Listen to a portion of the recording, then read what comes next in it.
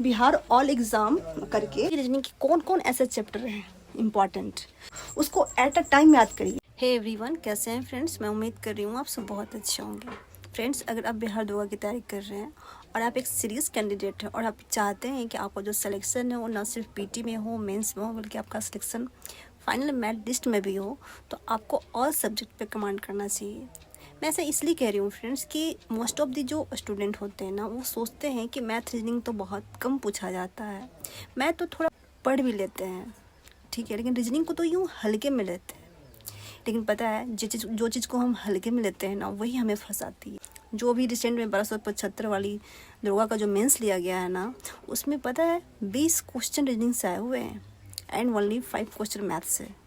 20 और 5 25, तो क्या लगता है फ्रेंड्स, आप 25 क्वेश्चन को इग्नोर करके आप फाइनल सेक्शन तक पहुंच सकते हैं? मैटर फंस सकता है। तो आपको इसी कारण रिस्क नहीं लेना है। आपको सारे सब्जेक्ट पढ़ना है जिससे नंबर आते हैं। एक भी सब्जेक्ट को नहीं छोड़ना है कि नहीं ये तो नहीं पूछा जाएगा, ये तो हल्का है, ये तो पीटी के बाद तैयारी करेंगे, तो पीटी के बाद रिजल्ट आएगा तो तैयारी करेंगे, तो मेंस के वक्त देख लेंगे। ऐसे करते करते कब टाइम निकल जाता है आपको पता भी नहीं चलेगा, और लास्ट समय में अब इंसान कुछ नहीं कर पाता है। आप जो ऑलरेडी जीएस है उसको रिवीजन करेंगे कि लास्ट में नया चीज़ देखेंगे। एग्ज़ाम के टाइम में नया चीज़ नहीं काम करता है। आप जो चीज़ पढ़ रखे हैं उसी को रिवाइज कर सकते हैं, क्योंकि उस वक्त जो दिल का धड़कन होता है ऑलरेडी तेज़ होता है। तो आप नया चीज़ पढ़ भी लेंगे ना, तो उसको एग्ज़ाम में आप इम्प्लीमेंट नहीं कर सकते हैं। इसलिए फ्रेंड्स, आपको जो पढ़ना है, जो जो सेक्टर से आपको नंबर चाहिए, जो जो सेक्टर आपका कमज़ोर है, उस पर आप पकड़ बनाइए। लेकिन फ़िलहाल मैं यहाँ पे बात करूँगी रीजनिंग का। रीजनिंग चूँकि बहुत लोग इसको हल्के में लेते हैं और उनको नहीं पता कि अगर आप जितना टाइम ऑल सब्जेक्ट को देते हैं उसका 1/4 भी आप यहाँ देंगे ना, तो आपको फ्री का नंबर ये देके जाएगा। मतलब ये ऐसा सब्जेक्ट है ना कि एक बार पढ़ो और मतलब फ्री का नंबर लो, ऐसा सब्जेक्ट है। ज़्यादा टाइम भी डिमांड नहीं करता है। लेकिन अगर आप नहीं पढ़ेंगे ना, तो कुछ रीजनिंग के ऐसे चैप्टर हैं जो आपको फंसा देगी और आपसे एग्ज़ाम में नहीं बनेगा। एक बार फंसा तो ऐसे ही मतलब हो जाता है कि मतलब धड़कन तेज़ हो जाता है, और जब धड़कन तेज़ हुआ तो समझिए कि वो फंस ही गया। तो इसलिए फ्रेंड्स, आप कुछ इंपॉर्टेंट चैप्टर है रीजनिंग का जो कि आपको ज़रूर देख लेना चाहिए। बिना देखे आप इन चैप्टर को आप नहीं बना सकते हैं। तो चलिए फ्रेंड्स, बात करेंगे कि रीजनिंग के कौन कौन ऐसे चैप्टर हैं इम्पॉर्टेंट कि आपको ज़रूर पढ़ लेना चाहिए, जो हमेशा दरोगा में पूछे जाते हैं। एंड रीजनिंग आपको कहाँ से पढ़ना चाहिए, कैसे पढ़ना चाहिए, कौन सा टीचर को फॉलो करना चाहिए, कौन सा बुक फॉलो करना चाहिए, क्या करना चाहिए, ताकि आप रीजनिंग में 100% मार्क्स आप गेन कर पाएँ। तो चलिए हम वीडियो को शुरू करते हैं। तो दरोगा के एग्ज़ाम में पूछे जाने वाले जो मोस्ट इम्पॉर्टेंट टॉपिक है वो है सीरीज से दरोगा में प्रायः क्वेश्चन देखने को मिलता है। हर शिफ्ट में एक दो सवाल आपको सीरीज से मिल जाएंगे। वो सीरीज हो सकता है नंबर बेस्ड हो, वो सीरीज हो सकता है आपको फिगर बेस्ड पे दे दे, हो सकता है वो सीरीज ABCD के बेस्ड पे दे दे, ठीक है। तो आपको सारे टाइप के क्वेश्चन करके जाने हैं। जो सेकंड मोस्ट टॉपिक है वो है ब्लड रिलेशन। ब्लड रिलेशन से भी एक दो क्वेश्चन देखने को जरूर मिलते हैं दरोगा के एग्जाम में।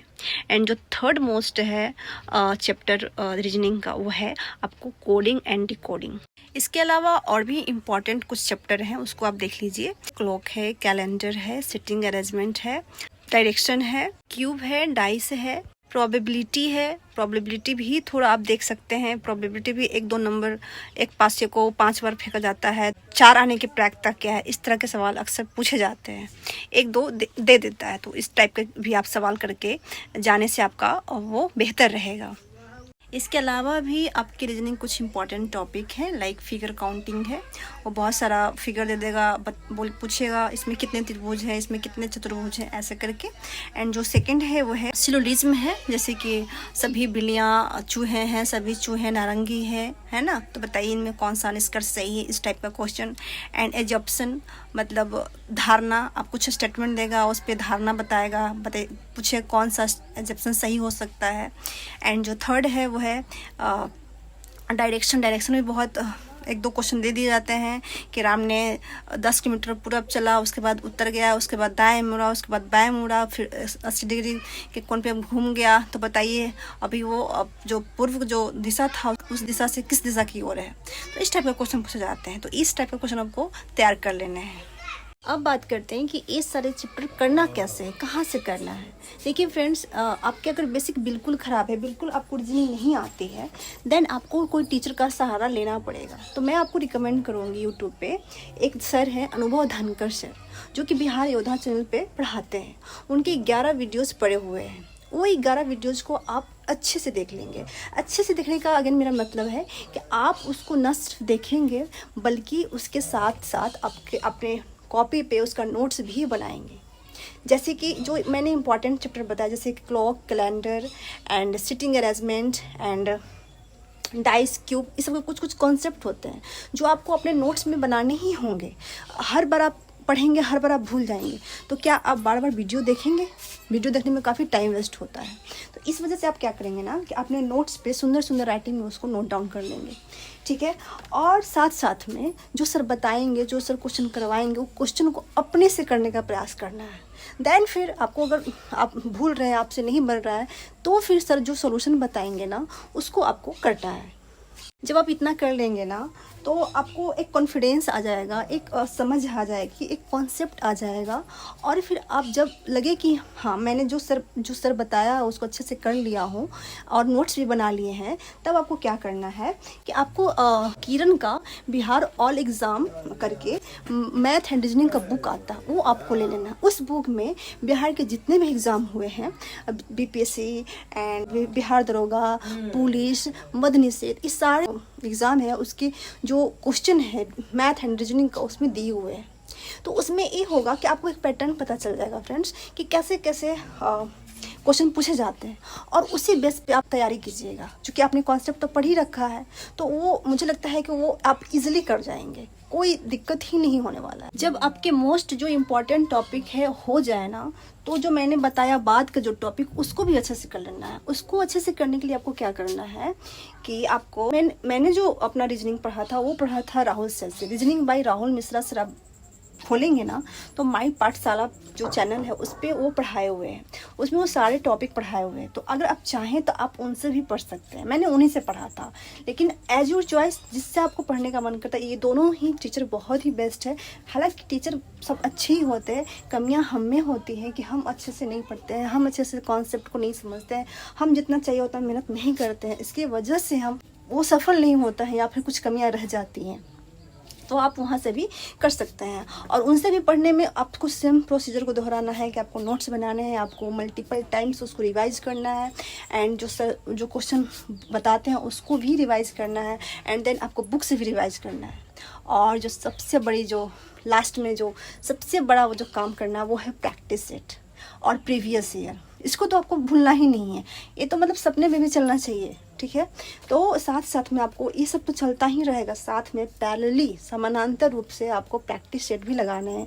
उससे लगाने से आपको क्या होगा फ्रेंड्स कि आपको ये समझ में आएगा कि क्या मैं जो पढ़ रहा हूँ सही डायरेक्शन में पढ़ रहा हूँ या नहीं पढ़ रहा हूँ, क्या मैं जो पढ़ रहा हूँ, जो समझ रहा हूँ, क्या वो सही है भी या नहीं है, क्या हमसे वो बन भी रहा है या नहीं बन रहा है, या फिर मुझे और भी एफर्ट लगाने की ज़रूरत है। वो सारी चीज़ें आपको वो प्रैक्टिस सेट बताती है, वो प्रीवियस ईयर बताती है। ऐसे आप नहीं बनाएंगे, सिर्फ और सिर्फ पढ़ते जाएंगे तो पढ़ने का कोई लिमिटेशन नहीं है, अनलिमिटेड है। पढ़ते जाइए ना, कभी ख़त्म ही नहीं होने वाला है। तो आपको वही पढ़ना है जो आपके एग्ज़ाम में पूछा जाता है। एक बात और फ्रेंड्स कि क्लॉक और कैलेंडर और सिलोजिज्म, ये 3 चैप्टर को आप जितना हो सके आप मल्टीपल टाइम्स रिवाइज कीजिएगा, क्योंकि ये जो चैप्टर है ना काफ़ी कन्फ्यूज करती है। आपको लगेगा कि हमसे क्वेश्चन बन जाएगा, लेकिन जब आप क्वेश्चन बनाने बैठेंगे ना तो कहीं ना कहीं वो फंस ही जाता है। तो आप इसको खासा ध्यान रखें कि जब भी आप प्रैक्टिस सेट बनाने जाएं तो एक बार जो आपने नोट्स बनाया है ना वो उसको आप रिवाइज ज़रूर कर लें। और जब आप प्रैक्टिस सेट बनाते हैं जो गलतियां होती हैं उसको भी आप ज़रूर ध्यान से देखें, और जो गलती होती है उसको आप देखें कि कहाँ गलती हो रही है, और जो गलती हो रही है जहाँ पे आपको लगता है कि हमको पॉइंट याद करना चाहिए उसको एट अ टाइम याद करिए। अगर आप चाहेंगे ना, सोचेंगे ना कि अच्छा कर लेंगे, ऐसा उस समय आता ही नहीं है, वो ऐसे ही पड़ा का पड़ा रह जाएगा, ठीक है ना। तो जैसे आपको लगता है कि मुझे ये चीज़ रिवाइज करना है तो आप तुरंत करें, तुरंत का तुरंत करें, उसको फिनिश करें, उसको काम करके हटा दीजिए। आपके अंदर बोझ नहीं बनने नहीं दीजिए, नहीं तो वो बोझ ही बन जाता है।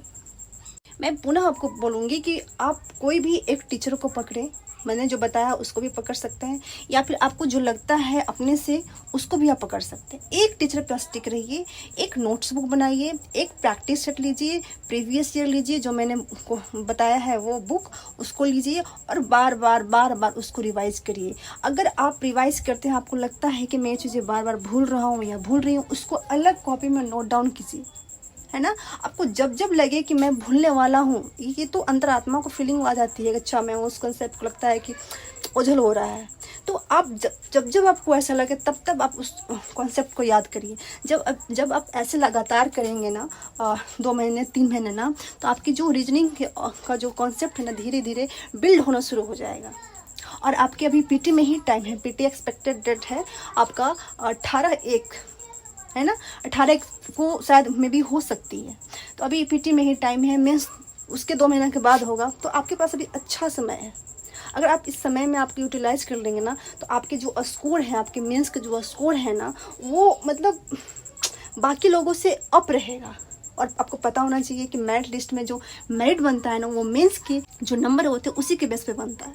अगर आप चाहते हैं कि मेंस में आप मैक्सिमम स्कोर करें, तो आप रीजनिंग को बिल्कुल भी इग्नोर ना करें और रीजनिंग को ध्यान से पढ़ें। और रीजनिंग बेचारा इतना सीधा साधा है कि अगर उसको आप एक बार देख लेंगे ना, वो मतलब याद हो जाता है, बशर्ते कि उसको थोड़ा टाइम दीजिए। तो आज के लिए मेरी स्ट्रैटेजी था रीजनिंग के लिए, आपको कैसा लगा प्लीज़ कमेंट सेक्शन में कमेंट करके बताइएगा। अगर वीडियो हेल्पफुल लगी होगी, अगर अच्छी लगी होगी, तो प्लीज़ वीडियो को लाइक कर दीजिएगा, चैनल को सब्सक्राइब कर दीजिएगा, और कुछ सुझाव हो तो कमेंट सेक्शन में कमेंट कर दीजिएगा। एंड आपके कुछ मित्र हों, दोस्त हों, उनको भी अगर उनकी ज़रूरत है तो उनके साथ शेयर कर दीजिएगा, ताकि उनकी भी हेल्प हो जाए। एंड मुझे भी अच्छा लगता है कि मैं किसी का हेल्प कर पा रही हूँ। तो मिलते हैं किसी नेक्स्ट हेल्पफुल वीडियो में, तब तक के लिए आप पढ़ते रहिए और अपने सपनों को साकार करने के लिए दिन रात मेहनत कीजिए, क्योंकि अगर आज आप नहीं करते हैं ना, तो आपके सपने सपने ही रह जाएंगे, वो कभी हकीकत नहीं बन पाएगा।